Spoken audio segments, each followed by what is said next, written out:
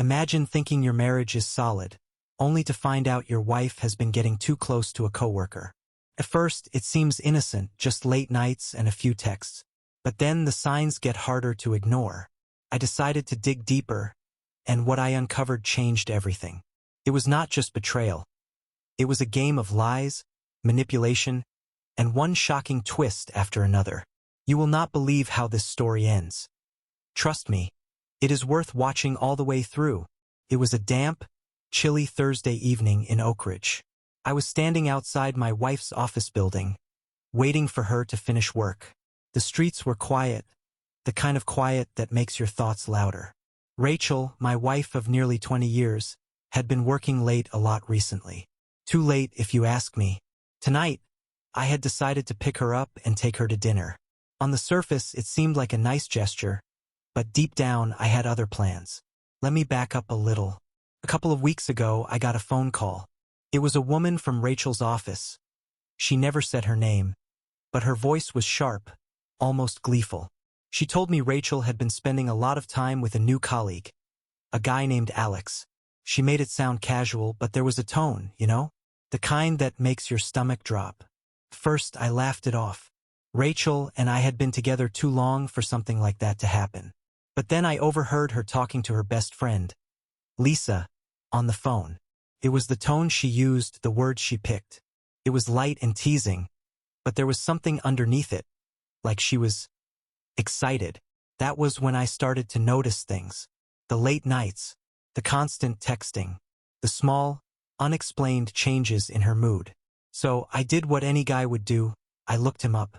Alex was 35, a tech engineer who had joined her company 6 months ago. Tall, charming, and, as one of my contacts put it, a player. I could not shake the thought of him and Rachel. I had not told her I would be waiting outside her office tonight. When she finally came out, she looked surprised but pleased to see me. She smiled, kissed me on the cheek, and asked, "What are you doing here?" "I thought we could grab dinner," I said, keeping my tone casual. "Dinner? What is the occasion? Do I need an occasion to spend time with my wife?" She laughed softly, but there was a nervous edge to it. "I suppose not." We went to a cozy little Italian place just outside town. It was one of Rachel's favorites, quiet, intimate, with candles on every table. We sat down, ordered a bottle of wine, and started looking at the menu. For a moment, it felt normal, like old times. Then her phone buzzed. She glanced at it quickly and slid it back into her bag, but I saw the flicker of a smile on her lips. "Everything all right?" I asked, my voice calm but sharp enough to cut through her act. "Yes, just Lisa being nosy as usual," she said, but she avoided my eyes. We had just started our appetizers when it happened. A shadow fell over our table. I looked up, and there he was, Alex. "Rachel, what a coincidence," he said, his voice all charm and confidence. My blood ran cold. This was no coincidence. I had seen the way he looked at her in the photos from her office party. Too close, too comfortable. "Alex," I said, my voice steady but with a hard edge. "What brings you here?" "I come here often," he said, smiling. "I saw Rachel and thought I would say hello." I leaned back in my chair and stared him down. "Funny. Rachel has her back to the entrance." "How exactly did you see her?" He faltered for a split second, then tried to recover. "I just assumed it was her." "You followed us here, did you not?" I said, my voice rising. "Do you think I am stupid?" "Seb, please," Rachel said, her tone sharp now. "Do not make a scene." "A scene?" I laughed bitterly. "This guy followed us, and I am making a scene?" Alex raised his hands. "Look, man, I think you are misunderstanding." "I am not misunderstanding anything." I cut him off. "You are not welcome here." He made the mistake of grabbing a chair and sitting down. That was it. I picked up the steaming plate of lasagna in front of me and slammed it into his smug face. Gasps filled the restaurant as Alex tumbled backward, sauce and cheese dripping off his nose. Rachel screamed, jumping to her feet, while I calmly called for the check. "This is not over," Alex sputtered, wiping sauce from his face. "You are right," I said, snapping a photo of his humiliated state. It is just the beginning. Rachel ran after me as I walked out of the restaurant, but I did not stop. Fortress cracked. Battle lines drawn. To be continued. When I got home that night, I was still fuming. Rachel came in about an hour later, slamming the door behind her. I could hear her heels clicking angrily on the hardwood floor as she stormed into the living room. "What the hell was that, Sebastian?" she shouted. "Have you lost your mind?" I was sitting on the couch, still wearing my coat. I looked up at her, calm on the outside, boiling on the inside. "Did I embarrass you in front of your boyfriend?" I asked, my voice dripping with sarcasm. "He is not my boyfriend," she yelled back. "He is just a colleague." "You acted like a lunatic, right?" I said, standing up, because normal colleagues follow their coworkers to romantic dinners and sit down uninvited at private tables. She opened her mouth to argue but then closed it again. That hesitation told me everything I needed to know. "I thought so," I said coldly. "You cannot even defend it." She threw up her hands in frustration. "You do not understand, Seb. It is not what you think." "Then explain it to me," I said, crossing my arms. "What exactly was he doing there?" I do not know," she stammered. "Maybe he saw us leave the office and thought it would be funny." "Funny?" I interrupted, my voice rising. "He thought ruining our dinner would be funny?" Rachel looked like she was about to cry, but I was past caring. "Here is what is going to happen," I said firmly. "You are going to cut him off. No messages, no meetings, no nothing. If I even see his name on your phone, this marriage is done. Do you understand me?" Her eyes widened, and for a moment I thought she might fight back. But then she nodded slowly. "Fine," she said quietly. "If that is what it takes to fix this, fine." The next few days were tense. Rachel was walking on eggshells, and I was keeping a close eye on her. I hated being this paranoid, but something about Alex still did not sit right with me. I started checking her phone at night while she was asleep. Maybe it was wrong, but I needed to know. First, there was nothing. No messages, no calls. But then, 3 days after the incident at the restaurant, I found it. "We need to talk. Saturday at Lisa's. Please." The message was from Alex. And worse, Rachel had replied, "I do not think that is a good idea." It was not a clear rejection. It was not a never or a stay away. It was a hesitation. I put the phone back on the nightstand and went to the guest room. That was where I had been sleeping since the restaurant, and it felt like a better fit now than ever. The next morning, Rachel noticed I was distant. She tried to act normal, making coffee and talking about mundane things like laundry and groceries, but I barely responded. Finally, she set her mug down and sighed. "Sebastian, are you ever going to forgive me?" "Forgive you for what?" I asked, not looking up. "For whatever you think I did," she said softly. I slammed my hand on the table, making her jump. "Do not play dumb, Rachel," I snapped. "I saw the messages. I know you are still talking to him." Her face went pale. "I told him to leave me alone," she said quickly. "I did not want to upset you." "Do you think I am stupid?" I shouted. "If you wanted him to leave you alone, you would have blocked his number. But you did not, did you?" She started crying, but I had no patience for it. "You are still entertaining him," I said bitterly. "You are still letting him think he has a chance." "Why?" "I do not know," she cried. "It is not like that, Seb. I swear. I love you." "Do you?" I asked, my voice icy. "Because it does not feel like it. It feels like you are keeping him in your back pocket, just in case." She shook her head, tears streaming down her face. "That is not true. Please, Sebastian, you have to believe me." I pushed my chair back and stood up. "No, Rachel," I said. "What I have to do is figure out how to live without you." I grabbed my coat and left the house. I had no idea where I was going, but I knew I could not stay there another minute. I spent the next few hours at a bar downtown. The place was dimly lit, with old rock songs playing on the jukebox. It was the kind of place where no one asked questions, which was exactly what I needed. As I sat there nursing my drink, my phone buzzed. It was a text from Lisa. "We need to talk. Call me." Lisa never texted me directly. Ever.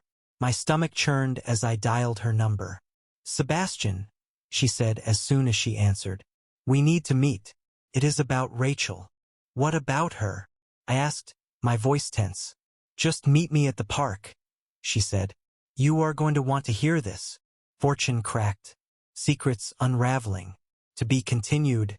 I pulled up to Evergreen Park, the kind of place where kids played on swings, couples held hands on walking paths, and people pretended their lives were perfect.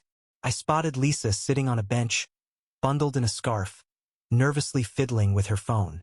As I approached, she looked up, her face a mix of guilt and apprehension.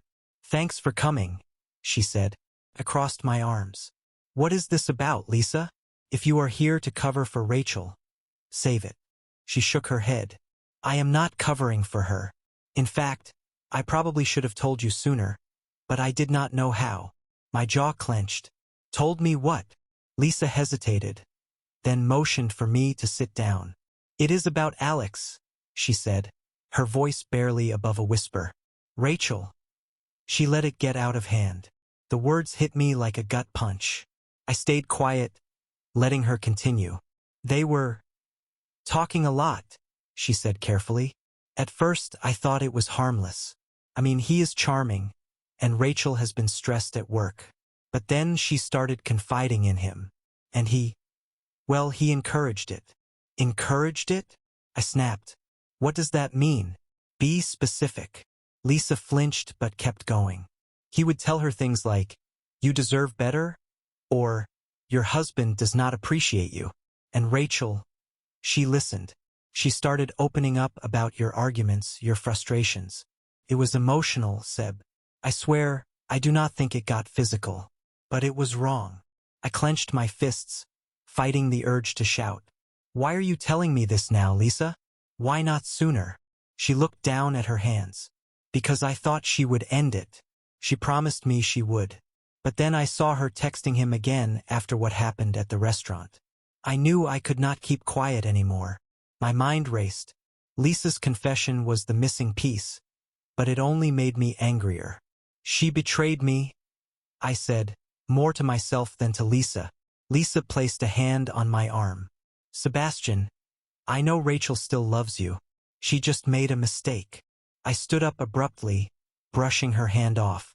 "A mistake is spilling coffee on the carpet. This is a choice, a betrayal. I need to go." That night I did not go home. Instead, I drove around aimlessly, my mind a storm of anger and humiliation. Every memory of Rachel and Alex flashed through my head like a slideshow.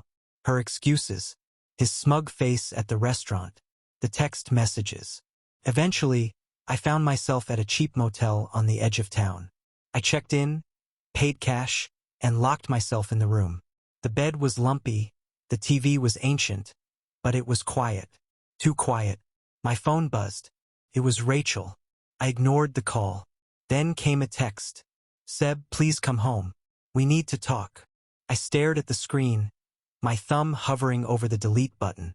But instead of deleting it, I replied, "I will come home when I am ready. Do not wait up." The next morning, I returned to the house.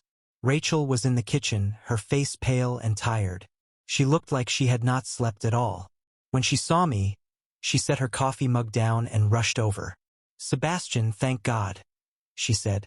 "I was so worried." I held up a hand to stop her. Do not act like you care after everything I have learned." Her face fell. "What do you mean?" "I talked to Lisa," I said bluntly. Rachel froze, her eyes wide. What did she say?" "She told me everything," I said, my voice cold. "How you confided in Alex. How you let him manipulate you. How you lied to me over and over again." Tears welled up in her eyes, but I felt no sympathy. "I thought it was just a harmless connection," she whispered. "I did not think it would go this far." "It went this far because you let it," I snapped. "You could have stopped it at any time, but you did not. You chose him, Rachel. Do you know how that makes me feel?" "I never chose him," she cried. "I never wanted this." Do not lie to me, I said, my voice breaking. You chose him every time you replied to his texts. Every time you let him fill your head with doubts about us. She collapsed into a chair, sobbing. I am sorry, Sebastian. I was stupid. I was weak. Please, let us fix this. I laughed bitterly. Fix this? How? How do we fix something you have already destroyed? Her sobs grew louder, but I could not bring myself to comfort her. I turned and walked away, heading for the guest room. Sebastian, she called after me. Please do not do this. Do not give up on us. I stopped in the doorway and looked back at her. You gave up on us first. Then I shut the door behind me, blocking out her cries. To be continued. I woke up the next morning to the sound of silence. No clinking dishes, no faint hum of the coffee machine. Rachel's presence was nowhere to be felt. For a moment, I thought she had left the house entirely, but when I walked into the kitchen, I found her sitting at the table. Her hair was unkempt, her eyes red-rimmed, and her phone sat in front of her like an accusation. She looked up at me, her voice hoarse. I know I cannot fix this overnight, but I will do whatever it takes.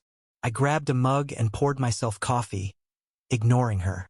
Sebastian, please, she tried again. Say something. Anything. I set my mug down harder than I intended. What do you want me to say, Rachel? That I forgive you? That I believe you? Because I do not. Her hands trembled as she reached for her phone. Look, I will block him right now. Watch me. I crossed my arms and stared at her. Do it, then. She unlocked her phone, opened her messages, and pulled up Alex's number. With trembling fingers, she pressed the block button and set the phone down like it was burning her. There. Are you happy now? Happy, I said bitterly. Rachel, this is not about blocking his number. This is about trust, and you destroyed it. Do you even know what that feels like? To wake up every day and wonder if your wife is lying to your face. Her lips quivered, but I turned away before the tears could start again. I was tired of her tears. I left the house, needing air, space, anything but the suffocating walls of what used to be my home. I drove aimlessly for hours until I found myself at the gym. It was the only place where I could channel my frustration into something productive. As I finished my workout, my phone buzzed. It was a message from Lisa. Sebastian, I think you should know something. My chest tightened. What now? I called her immediately. Lisa, what is it? I demanded. She hesitated. I was not going to tell you this, but Alex has been bragging at work. He says Rachel is not over him. The words were like a slap. What exactly has he been saying? He told a few people that Rachel keeps thinking about him, and that if she wanted to, she would leave you for him. I do not know if it is true, but I thought you should hear it. My jaw clenched. Thank you, Lisa. I will handle it. Sebastian, please do not do anything rash, she said quickly. But I was already hanging up. When I got home, Rachel was in the living room, pretending to watch TV. I stood in the doorway, my arms crossed, staring at her until she finally noticed. What? She asked, her voice cautious. Did you know Alex is telling people you would leave me for him? I said coldly. Her face went pale. What? No, that is not true. He is lying. Is he? I stepped closer, my voice rising. Because it sounds a lot like what you have been doing. Lying. She stood up, her hands out in a pleading gesture. Sebastian, I swear, I have not said anything like that to him. He is just trying to mess with you. And why would he think he can get away with that, Rachel? Because you let him. Her eyes filled with tears, but I kept going. You gave him every reason to believe you were on his side. And now, he is using that to humiliate me. I do not know why he is doing this, she sobbed. I told you, I ended it. I laughed bitterly. You ended it? Blocking his number today does not erase the months you spent entertaining him. And now I am the fool who gets to live with your mistakes. She collapsed back onto the couch, her face buried in her hands. I turned and walked out, heading for the guest room once again. That night, I sat in bed scrolling through photos on my phone. Pictures of us from happier times. Vacations, birthdays, random candid moments. They felt like memories from someone else's life. My phone buzzed again. Another message from Lisa. Alex is stirring up more trouble. HR is involved now. Rachel might be in serious trouble at work. I stared at the message, my heart pounding. Trouble at work? This was spiraling out of control faster than I could have imagined. I opened Rachel's door without knocking. She looked up, startled. Did you know Alex is causing problems at your office now? I demanded. What? She asked, confused. HR, Rachel. What is going on? Her face fell. I had no idea. Well, you better find out, I snapped. Because it looks like your little harmless connection is about to cost you more than your marriage. The next morning, Rachel called in sick and stayed home. But I knew it was not because she felt ill. She spent hours pacing, making calls, and checking her email. Finally, she came into the kitchen where I was eating breakfast. HR wants to meet with me tomorrow, she said quietly. What are they saying? I asked, not looking up. She hesitated. Apparently, Alex filed a complaint against me. I froze. A complaint? Against you? For what? She bit her lip. For creating a hostile environment. I laughed. A harsh, bitter sound. He is turning this on you now? Unbelievable. Rachel nodded, tears forming again. I do not know what to do, Sebastian. For the first time in weeks, I felt a pang of something other than anger, pity. She looked so lost, so broken. But it was her mess to clean up now. You handle it, I said coldly. And while you are at it, think about how we got here. I left the table and went upstairs, leaving her alone with her guilt. To be continued. The next day, Rachel left early for her meeting with HR. I did not bother asking how she felt. As far as I was concerned, she had let this spiral out of control, and now she was reaping the consequences. I had my own problems to deal with, namely, figuring out how to disentangle myself from a marriage that felt more like a sinking ship every day. Around noon, my phone buzzed. It was a text from Rachel. The meeting is over. Can we talk when I get home? I stared at the message, debating whether to respond. After a moment, I typed, sure. When she walked through the door that afternoon, Rachel looked defeated. Her makeup was smudged, her shoulders slumped, and she avoided my eyes as she dropped her bag on the counter. How did it go? I asked, not out of concern but curiosity. She sighed heavily. HR gave me a warning. They said if there is one more incident, I could lose my job. I leaned back against the counter, arms crossed. And what about Alex? He claimed I made him feel uncomfortable, she said, her voice tinged with disbelief. He told them I was too familiar. I laughed bitterly. Familiar? That is rich, coming from the guy who followed us to a restaurant and sat at our table uninvited. She nodded, tears welling up in her eyes again. They told him to stay away from me, but the damage is done. Everyone at work knows. They are whispering behind my back. It is humiliating. Good, I said coldly. Now you know how I felt. Her face crumpled, and she sank onto a bar stool, covering her face with her hands. Sebastian, I am so sorry, she whispered, for everything. I never wanted this to happen. I felt a flicker of pity but quickly snuffed it out. What exactly did you want, Rachel? Did you think you could flirt with danger and walk away unscathed? I was stupid, she said, her voice breaking. I thought it was harmless. I thought I could handle it. And now, depressed. She looked up at me, her eyes pleading. Now I just want to fix things. I want to fix us. I shook my head slowly. You cannot fix something you shattered, Rachel. Trust does not come back just because you say sorry. Over the next week, Rachel tried everything to make amends. She cooked my favorite meals, left little notes around the house, and even suggested we see a therapist. But to me, it all felt like too little, too late. Then, one evening, everything came to a head. I was sitting in the living room, scrolling through my phone, when Rachel walked in holding an envelope. She looked pale, almost sick. What is that? I asked, eyeing the envelope. It is from Alex's wife, she said quietly. My stomach dropped. What does she want? Rachel handed me the envelope without a word. I opened it and pulled out several printed photos. My jaw clenched as I looked at them. They were of Rachel and Alex, standing too close, laughing together, his hand resting lightly on her arm.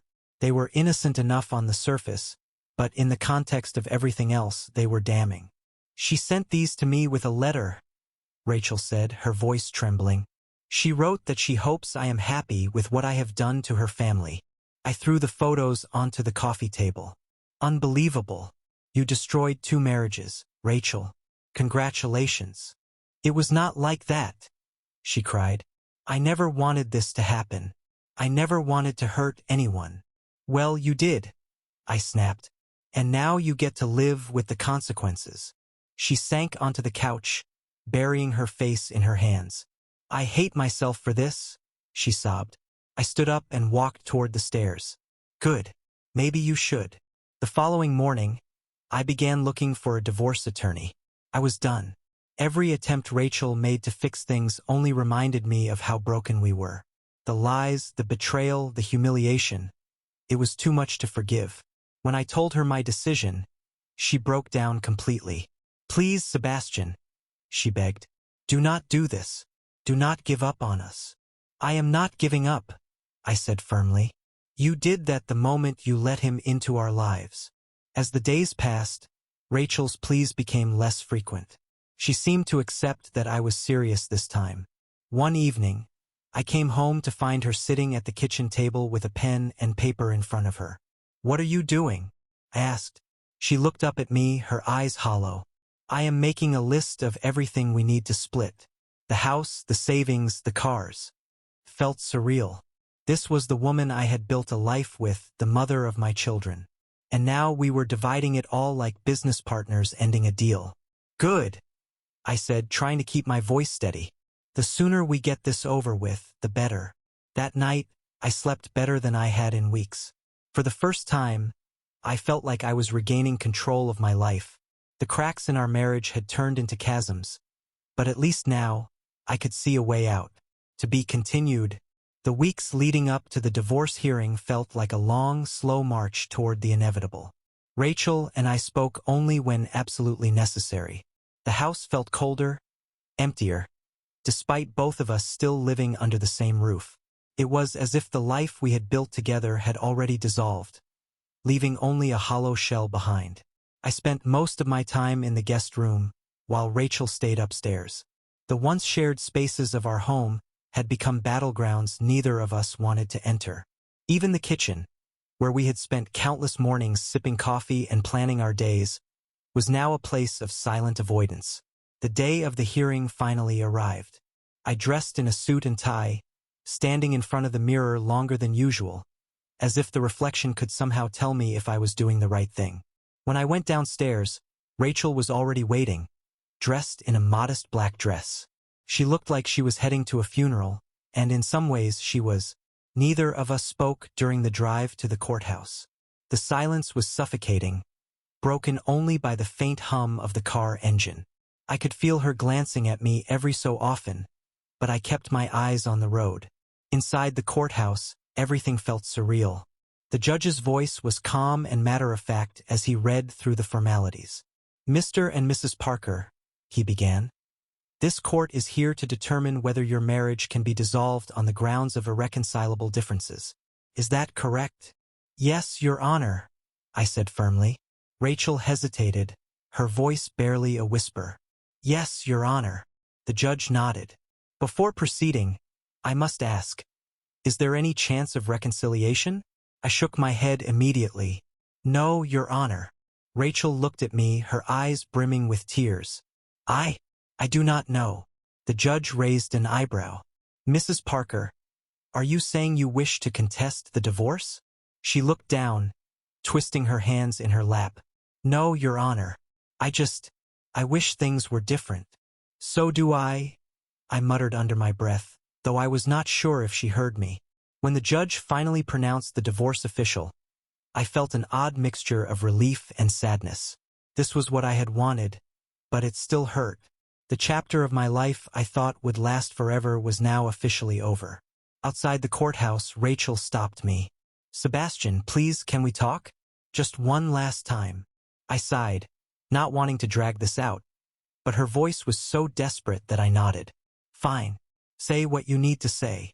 She looked at me, her face crumpling with emotion. "I know I cannot fix what I have done, but I want you to know that I will regret it for the rest of my life. I ruined us and I hate myself for it. I hope someday you can forgive me." I stared at her, searching for some spark of the woman I had fallen in love with all those years ago. But all I could see was the weight of her guilt and the wreckage of what we had lost. "I do not know if I can forgive you, Rachel," I said honestly. "Maybe one day, but not now."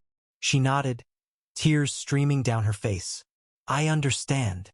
With that, I turned and walked away, leaving her standing on the courthouse steps. In the weeks that followed, I started to rebuild my life.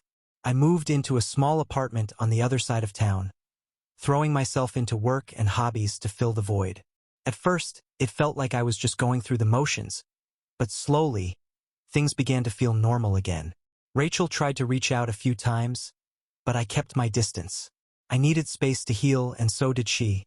From what I heard through mutual friends, she was still struggling to adjust, but I had to focus on myself. One evening, as I was unpacking a box of old photos, I came across one from our wedding day. We were so young, so full of hope. I stared at it for a long time before putting it back in the box. Some memories were better left in the past. Time has a way of softening the edges of pain. Months turned into a year, and the wounds Rachel's betrayal had left began to scar over. I even started dating again, though it was not easy to trust. But one thing I knew for certain: I would never let myself settle for anything less than the respect and honesty I deserved. As for Rachel, I hope she found peace. I hope she learned from what happened, just as I did. But our story was over, and I was finally ready to start a new one.